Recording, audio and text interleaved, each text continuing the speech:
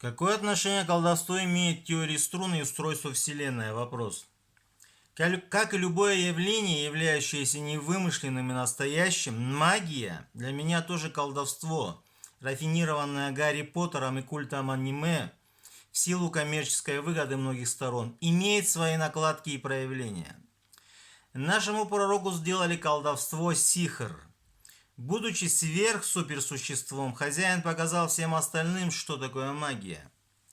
Один иудей по имени Лябид или Любейт, уже не знаю, как его звали, использовал волосы бороды пророка, сделал магию, бросил эти узлы в колодец. Пророку визуально было так плохо, что думали, он умрет. Два ангела говорили об этом и сообщили подробности в своем разговоре. Пророк послал Али, будущего последнего четвертого халифа и царя всех святых, который достал узлы с магией из успевшего стать бурым от всего этого колодца. Когда он принес их, началось ниспослание Аллахом 113 главы Корана из 5 священных аятов. И после прочтения каждого из них пророком развязывался один узел. Он дочитал, узлы оставались.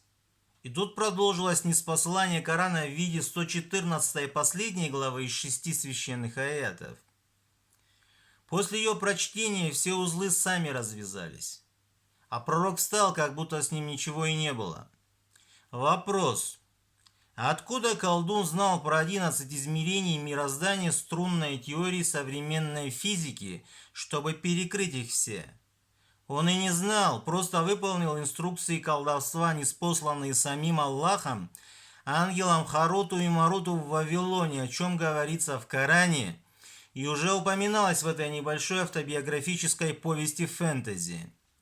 Потому и подействовало. Время плюс 3 измерения пространства, плюс 7 измерений квантового мира. Все просто.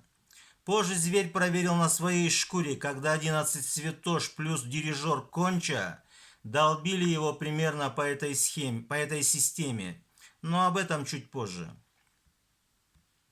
Боюсь сороконожку.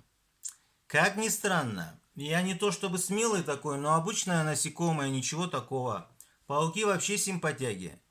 Потом узнал, что драконы обязаны бояться сороконожку, хотя на этом их страхи и заканчиваются. Моя мама тоже их очень боялась. Красно-черным драконом меня видела Юрий. Красный – слава, черный – власть. Хотя первым этого дракона увидел мой отец после наркоза во сне. Черный дракон после долгих сюжетных перипетий улетел в красное небесное марево. Кстати, один из эпизодов того видения предрекал падение градоначальника одного из крупнейших мегаполисов мира. Так и случилось. Сначала он зацепился со зверем, вторгшись в улус великого хана, и потерял власть.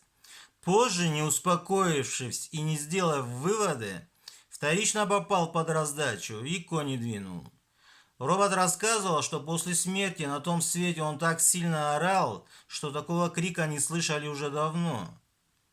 Но самое удивительное, что на фоне современных политиков он считался в вечном мире порядочным.